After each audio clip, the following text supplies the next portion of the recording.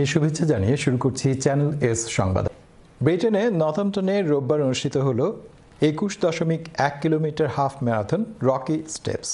এতে রেকর্ড সংখ্যক 1500 দৌড়বিদ অংশগ্রহণ করেন। বিস্তারিত এহসানুল ইসলাম চৌধুরী শামীমের রিপোর্টে।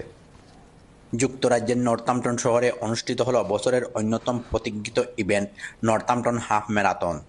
21.1 কিলোমিটারের দৌড়ে অংশগ্রহণ করেন রেকর্ড সংখ্যক 1500 দৌড়বিদ। রোববার সকাল 9:30 নর্থাম্পটন টাউন সেন্টার থেকে দৌড় শুরু করেন প্রতিযোগীরা। শহরের Sixfields stadium, racecourse park, Abington park, Northampton university হয়ে আবার শুরু প্রান্তে ফিরে আসেন ম্যারাথন প্রতিযোগীরা। দৌড়ে প্রথম হয়েছেন জেইসন ফ্রেঞ্চ। তার সময় লাগে 1 ঘন্টা 15 মিনিট। 1 ঘন্টা 16 মিনিটে দৌড় শেষ হয়ে দ্বিতীয় হয়েছেন বেঞ্জামিন ওয়েস্টমোরল্যান্ড। তৃতীয় হয়েছেন বেন মেরিম্যান, 1 ঘন্টা 18 মিনিটে শেষ করেন। প্রতিযোগিতার মধ্যে 1022 জন সফলভাবে ফিনিশিং লাইনে পৌঁছান। এর মধ্যে বাংলাদেশের একমাত্র অংশগ্রহণকারীও এই অর্জনে অংশ হয়েছেন। তিনি হলেন সাংবাদিক কামরুল হাসান শাওন। 21 কিলোমিটার দৌড় আসলে আমার জন্য খুব সহজ ছিল না, খুবই চ্যালেঞ্জিং ছিল। আমি আসলে প্রফেশনাল অ্যাথলিটার না, তারপরেও আমি আসলে এই ইভেন্টে পার্টিসিপেট করেছি। আমি একদম এন্ডে সেই গেমটা আসলে কমপ্লিট করতে পেরেছি, রানটা কমপ্লিট করেছি। আসলে আমার তখন সময় যে বিজয়ের স্বাদটা আসলে আমি উপভোগ করতে পেরেছি।